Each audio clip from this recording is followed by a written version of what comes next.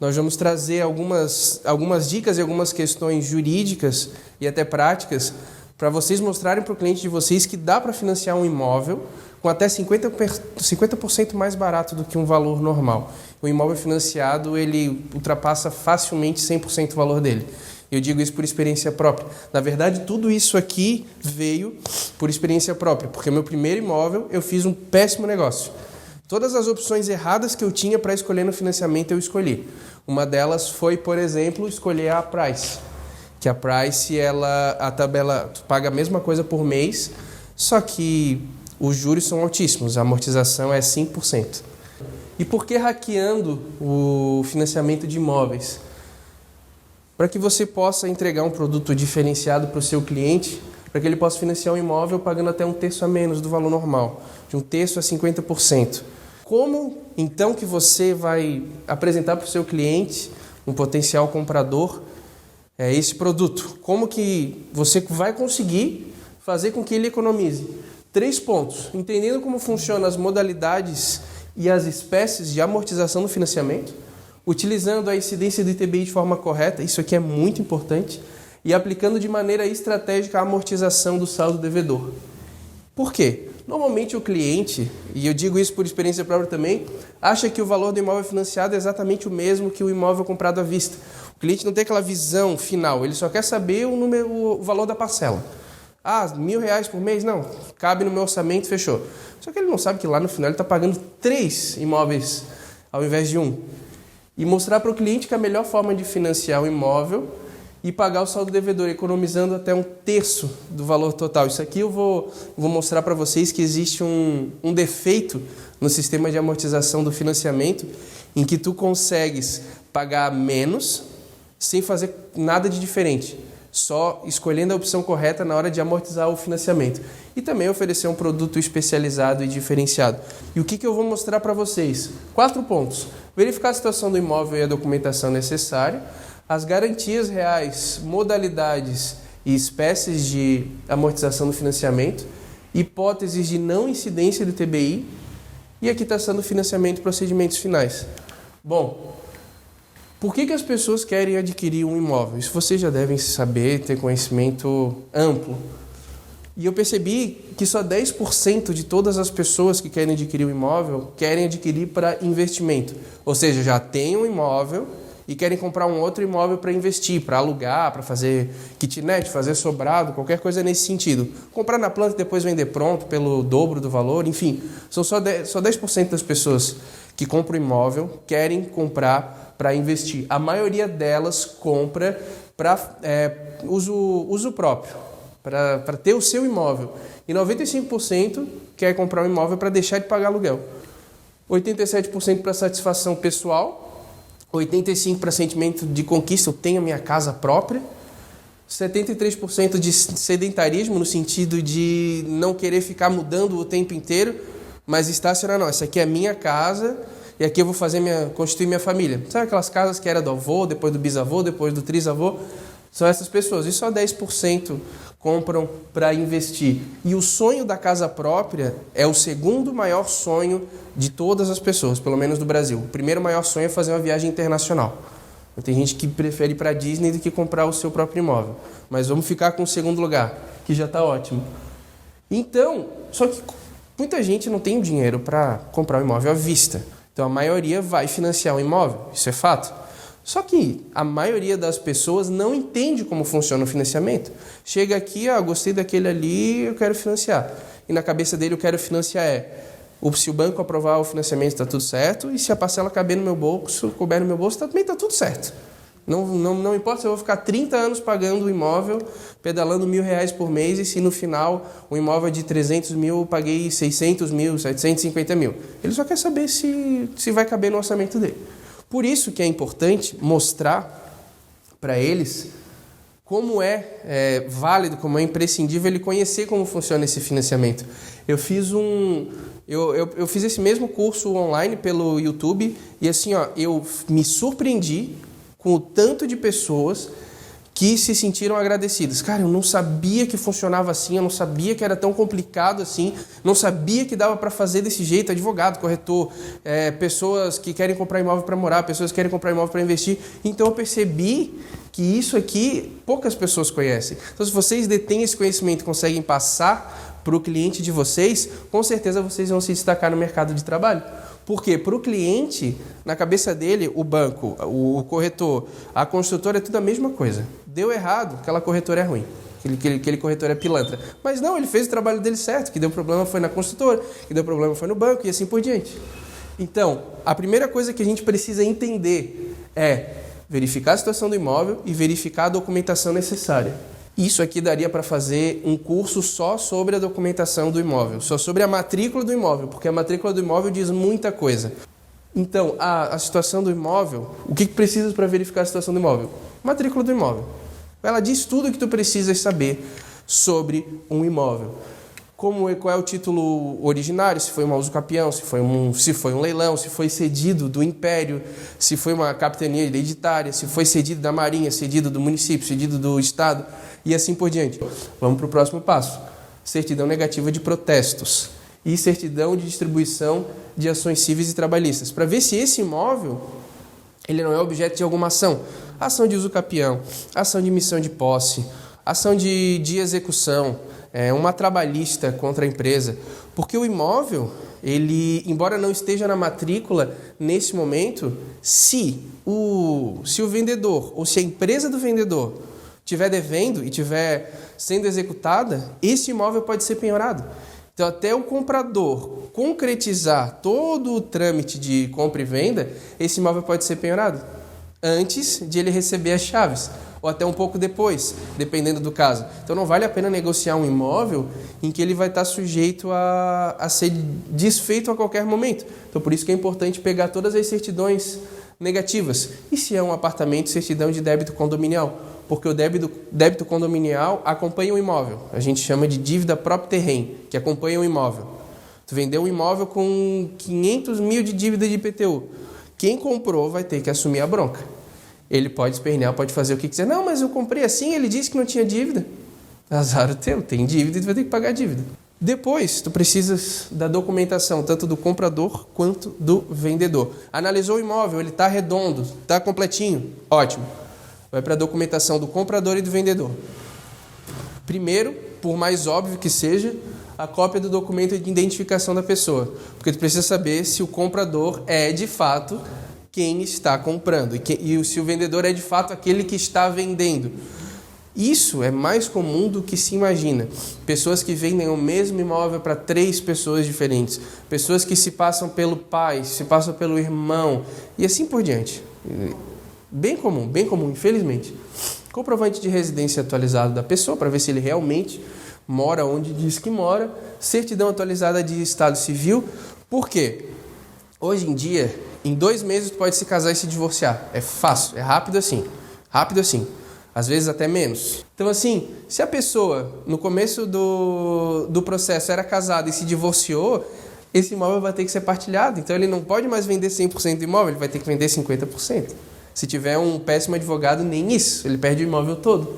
Então não vale a pena oferecer um produto desse para o cliente, por mais maravilhoso que seja. E a mesma coisa, certidão negativa de protesto, ações cíveis e trabalhistas. O que acontece? Muito comum. O cara tem uma empresa, qualquer empresa, aí vai bem, começa a comprar um monte de terreno e começa a vender esses terrenos, negociar. E a empresa vai mal. Entra na pandemia, a empresa vai mal, não produz, não faz caixa, e aí não paga os direitos trabalhistas, tem que demitir um monte de gente, e eles entram com uma ação trabalhista. A ação trabalhista também é assim, rapidíssimo, menos de 1 ano está pronto. E aí aquela empresa não tem dinheiro para pagar as verbas do trabalhador. E o que um advogado faz nesse caso? Pede para o processo ser redirecionado para os sócios. A empresa tem 3 sócios. Agora não é mais a empresa A, é a empresa A mais os 3 sócios. E aí vai nos bens desses sócios. Então é muito importante saber se o vendedor tem alguma empresa e se essa empresa está sofrendo algum processo judicial. Porque as chances desse imóvel ser ser penhorado, ser levado a leilão judicialmente, é muito grande. Isso aqui é só a parte da documentação, é só uma parte preparatória, é a cama para vocês oferecerem um produto que vocês não vão se incomodar depois. Feito isso, o produto está redondo, posso vender. Como que eu vou vender de um jeito que o meu cliente vai pagar menos, vai se sentir feliz, vai olhar a imobiliária como uma imobiliária que entende o que está fazendo, que direciona os clientes para comprarem algo muito mais barato e com certeza fazer outros negócios. Precisa entender as garantias reais do financiamento, as modalidades do financiamento e as espécies de amortização. A garantia real mais utilizada hoje é a alienação fiduciária, que ela substituiu a hipoteca. A hipoteca era um pouco mais complicadinha e veio a alienação fiduciária em 97 para tentar organizar tudo o que estava acontecendo. Na alienação fiduciária, o que acontece? É parecido com leasing de carro. Na alienação fiduciária, a pessoa compra o imóvel, mas ele não adquire a propriedade ainda. Ele só adquire a posse. A propriedade é do banco. E essa propriedade só é transferida para quem compra depois que ele paga a última prestação. Para quem financia em 30 anos depois que pagar a parcela número 360. Então o imóvel não é dele ainda, é do banco. E sendo do banco, o atraso de uma parcela autoriza o banco a reaver o imóvel. Embora na prática ele espere atrasar 3, 10, a lei permite que na primeira ele já possa pegar o imóvel de volta. E aí ele vai levar para leilão, vai ser vendido por 50% do valor, com sorte. E aí a dívida dele não vai ser mais só o saldo devedor, vai ser o saldo devedor mais juros e mais multa. Então ele vai vender esse imóvel para abater a dívida, às vezes não abate a dívida toda, às vezes tem que pagar mais. Em raríssimas situações, quando está quase terminando o financiamento, ainda sobra alguma coisa. Então, essa é a alienação fiduciária. Então, o cliente tem que tomar muito cuidado na hora de optar pela alienação fiduciária. Ele tem que estar ciente que o atraso de uma só prestação já autoriza o banco a tomar o imóvel. Na prática, ele vai para... Normalmente é com a Caixa e a Justiça Federal. Normalmente vai para a Justiça Federal. Na primeira audiência de conciliação, fecha acordo. Uma coisa muito importante. Existe uma coisa que se chama empenhorabilidade do bem de família. O que é isso? Se tu tens um único bem que usa para residência, esse bem não pode ser penhorado, qualquer que seja a dívida, menos dívida de pensão alimentícia e dívida trabalhista. Se tens alguma dívida na praça, a pessoa que vai te processar não pode pedir para penhorar esse imóvel, teu imóvel, que é o bem de família, menos se ele foi gravado com alienação fiduciária, aí pode penhorar. Porque tu estás concordando em dar o próprio imóvel como garantia da dívida. Então não pagou, o banco executa a garantia, tudo resolvido. E agora a gente entra nas modalidades de financiamento. Aqui começa a ficar um pouco mais interessante, porque a escolha errada vai deixar o financiamento mais caro. O primeiro deles é o SFH, que é o Sistema de Financiamento Habitacional. Ele tem 4 vantagens e 3 desvantagens. Vamos para as 4 vantagens primeiro. Juros de até 12% ao ano, na prática é um pouco menos do que isso. Eu dei uma olhada no Banco do Brasil, na Caixa e no Inter. A média é mais ou menos 8%. Então funciona mais ou menos nessa margem. Mas eles não podem ultrapassar 12% ao ano. O índice de atualização monetária é a TR. TR é a mesma da poupança e, como vocês sabem, a poupança não rende nada. Então aqui o valor do financiamento vai ficar bem parecido. Ano passado a TR foi 0, então não atualizou nada. Não incide o IOF, que é o Imposto de Operações Financeiras, não incide. E a pessoa pode usar o saldo do FGTS para abater ou até para quitar o saldo devedor. Porém, nem tudo são flores, né? O banco não vai conceder um crédito assim sem exigir nada em troca. Ainda mais o financiamento, que são valores altíssimos. O SFH só pode ser usado para o primeiro imóvel. Esse imóvel precisa ser residencial e não pode ultrapassar 1,5 milhão. Só que o imóvel tem que ser residencial. Quem compra para investir não pode usar SFH. Quem compra casa de praia, por exemplo, também não pode usar SFH, porque é o primeiro imóvel. Em contrapartida, nós temos o SFI, que as desvantagens do SFH são as vantagens do SFI. Aqui pode ser qualquer imóvel, residencial ou comercial, e o valor é ilimitado.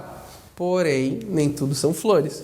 Os juros podem ser superiores a 12% ao ano. O índice não é a TR, é o IPCA ou o IGPM. Dependendo da situação, sendo o IPCA ou o IGPM casado com os juros, a cada 4 anos o valor duplica. Então é bem interessante para o credor, né?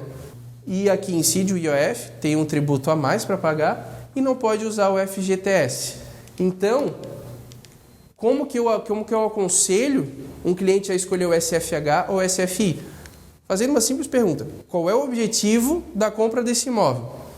É um imóvel residencial? Tu vais morar nele? Tu já tens algum outro imóvel?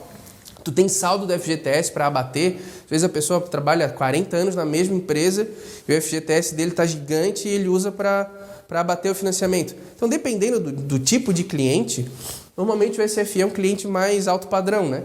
Que quer um imóvel acima de 1 milhão, que já tem outros imóveis e que não está nem um pouquinho preocupado em pagar o IOF ou ter o IPCA como atualização. A segunda coisa que a gente precisa entender é a amortização do financiamento.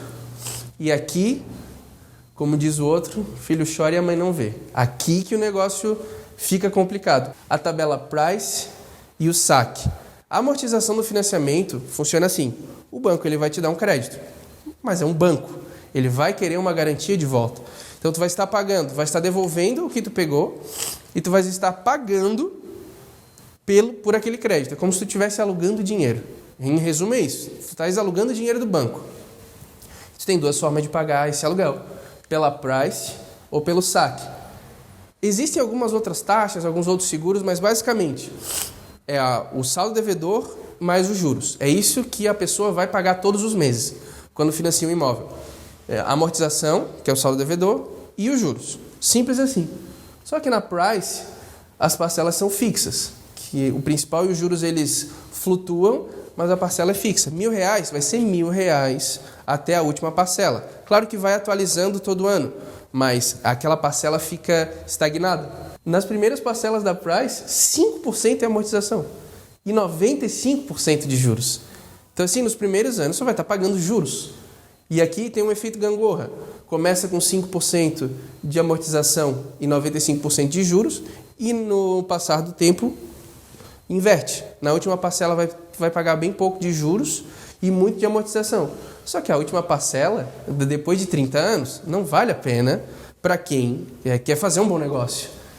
E, por outro lado, a gente tem a SAC, que é o Sistema de Amortização Constante. Aqui as parcelas são decrescentes. Começa pagando R$1.000, termina pagando 5, por exemplo. Vai decrescendo, decresce pouquinho, mas vai decrescendo. As parcelas começam 30% maiores do que essa aqui. Essa é a diferença. Aqui tu vai começar pagando, por exemplo, R$800 por mês, mas vai ser 800 para a vida toda. Aqui tu vai começar pagando R$1.000, só que vai decrescendo. E aqui a amortização é constante e os juros são decrescentes. Na primeira parcela, começa pagando 25% de amortização e 75% de juros, que é muito melhor do que só 5%. E na última, 99,17% é amortização. Eu fiz um gráfico aqui para vocês entenderem a roubada que o cliente se mete quando escolhe o sistema errado. Esse aqui é um financiamento de R$100.000. Pressupõe-se que ele deu uma entrada de 15, 30 mil em 36 vezes com juros de 8% ao ano, que é mais ou menos a média.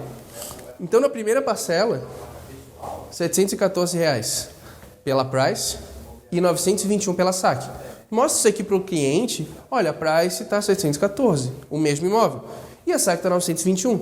Não, 921 não cabe no meu bolso. Eu vou na Price que 714 cabe. Eu me aperto um pouquinho, mas cabe.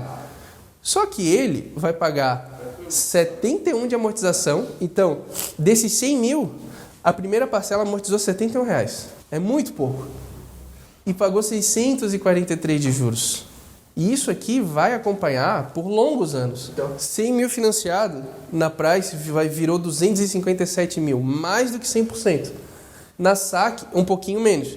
Mas isso aqui, potencializado, 16% de economia se escolher a SAC. Mais para frente eu vou mostrar para vocês que, embora a SAC seja mais barata, por causa daquele erro que eu falei para vocês, escolher a Price vai fazer o cliente economizar mais dinheiro. Eu vou explicar isso para vocês depois. E agora a gente vai para uma parte muito legal que precisa usar a cabeça. Estratégia, como diz o outro.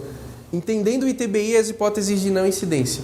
O ITBI ele é um imposto municipal. Então, o fato gerador do ITBI, isso aqui é importante, não é qualquer negociação que vai incidir ITBI. Falando de uma forma técnica, o fato gerador é qualquer transmissão por ato oneroso de propriedade, domínio útil e direitos reais sobre imóveis, exceto os de garantia. Resumindo, compra e venda, dação em pagamento, permuta, arrematação, adjudicação e remissão, excesso de meação, transmissão do domínio útil, cessão ou transmissão de direitos e assim por diante. O importante aqui não é saber o que incide, é saber o que não incide. Dependendo do estado, muda um pouquinho a regra, tá? Então, imóvel residencial abaixo de 100 mil, que hoje em dia é bem raro, talvez um imóvel na planta, abaixo de 100 mil não incide ITBI. Então, além dos 100 mil, compromisso de compra e venda não registrado. Embora a prefeitura tente cobrar, não incide ITBI. E isso aqui também é alienação fiduciária, não incide ITBI. Por quê? Não existe transmissão de propriedade. Lembra que eu falei da alienação fiduciária, que o imóvel é do banco? Não é teu. Não teve uma transmissão por ato oneroso da propriedade. Não teve, só teve a posse. Então não tem que pagar ITBI. Só que na prática, para agilizar, o cartório já cobra ITBI no começo, embora não incida.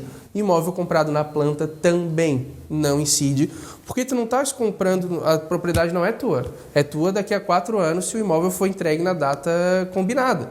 Então tu estás comprando, isso aqui é o exercício da fé, né? O que tu não consegue ver, tu estás vendo um pedaço de terra, não, aqui vai ser meu duplex. Só que tem um pulo do gato aqui.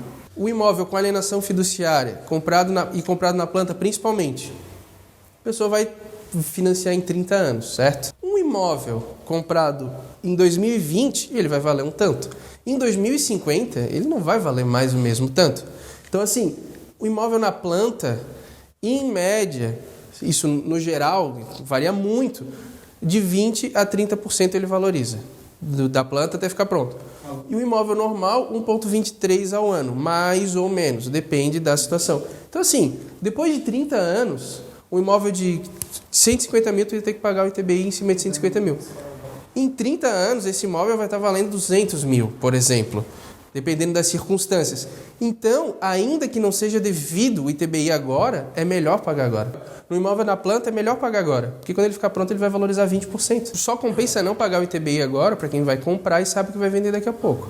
Só que aquela pessoa lá, que é a maioria, que compra o imóvel para residir, para ele não vale a pena pagar o ITBI daqui a 30 anos, porque ele vai pagar muito mais. Então, embora seja indevido, para o cliente sai mais barato. Ele tem uma economia de 26,95%. É muita coisa, é muita coisa. Dá um exemplo, um imóvel de 115, em 30 anos, jogando o mínimo, se der tudo errado, ele vai valer 157. Já é bastante coisa. Então o ITBI dele não vai ser 115, vai ser 157. E aqui é a parte mais divertida. Eu apliquei o experimento em mim mesmo e deu certo. Foi minha própria cobaia. A quitação do financiamento. Isso aqui é de extrema importância. Por quê? Porque quando uma pessoa vai pagar o financiamento, ela pode usar o FGTS, tudo bem. Mas ela tem duas opções. Ou ela vai diminuir a quantidade de prestações, ou ela vai diminuir o valor da prestação. Por exemplo, R$800 por mês durante 30 anos. Quando ela pagou a parcela, sobrou um dinheirinho. Pô, o que eu faço? Ela pode diminuir o número de anos ou pode diminuir o número das parcelas. Essa é uma escolha dele. O que vale a pena fazer aqui? Vale a pena escolher, e esse é o segredo. Se o cliente escolher a Price, vamos supor que ele tem caixa para assumir um financiamento de R$1.200. Então ele iria para o saque, que em 1.200 vai diminuindo. Mas vocês fazem o seguinte, não, vai para a Price, que tu vai pagar 800, vai sobrar R$400. Quita o financiamento, paga a parcela e pega esses R$400 e abate no valor da parcela. No mês seguinte não vai ser mais 800, vai ser 700 e uns quebrados. Aí tu vai pagar 800 e um pouquinho, vai pegar esses 400 e um pouquinho, vai fazer a mesma coisa, vai abater no valor da parcela. E tu vai fazer isso até o valor da parcela ser centavos. Que normalmente o pessoal ele faz o seguinte, 30 anos, eu vou abatendo para pagar só em 10 anos. Só que o valor da parcela fica o mesmo, não vale a pena. Só que esse movimento que é comum não vale a pena. Porque ele sempre vai pagar os 800. Se ele pegar esse 800, paguei a primeira parcela, e eu vou abater, quando tu entra no sistema, no aplicativo, tem a opção, amortizar, liquidar. Na hora de amortizar, ele vai te dar a opção, valor da parcela e número de meses. Se ele quitar no número, no valor da parcela, a próxima já vai ser mais barato. Não vai ser 800, depende do quanto ele quitar, né? Vai ser 700, 650. E assim ele vai até ter dinheiro suficiente para quitar o saldo devedor. Porque ele vai economizando. Porque reduzindo o valor da parcela, os juros também diminuem. Porque os juros é calculado em cima do saldo devedor, não em cima do total. Então, quanto menor o saldo devedor, consequentemente, menor os juros. E esses procedimentos finais são trâmites meramente administrativos, mas que também pode dar problema. Tem instituições financeiras que cobram tarifa para quitação ou amortização antecipada, e não pode. Quer amortizar? Tu vai ter que pagar uma taxinha aqui de tantos. Não pode? Não pode, porque a resolução 3919 de 2010 não permite mais. Então, depois que a pessoa fez todo esse movimento e liquidou, o banco, aí comunica ao banco, ele tem até 30 dias para emitir o termo de quitação, 30 dias úteis. E aqui, depois desse termo de quitação, ele vai no registro de imóveis, a verba na matrícula do imóvel libera a alienação. Aqui não precisa pagar uma nova escritura, não precisa pagar despesa cartorária nenhuma, é só uma taxinha para averbar. Então, resumindo, para hackear o financiamento de imóveis, precisa de 4 passos. Primeiro, escolher o SFH como sistema de financiamento, por causa dos juros e por causa da atualização, tem uma economia de aproximadamente 12% ao ano, optar pela SAC, aqui eu botei errado, é optar pela Price para amortizar os juros. Realizar o pagamento antecipado do ITBI, que ele vai estar pagando sobre um patrimônio menor, e abater o saldo devedor para redução do valor da parcela e não do número de prestações. Isso te dá uma economia de 20%. Somando isso tudo aqui, dependendo de quanto a pessoa tem de gordura, ele consegue reduzir tranquilamente uns 50% do valor do financiamento. Bom, gente, dito isso, eu encerro a minha exposição, agradeço a oportunidade e abro para perguntas.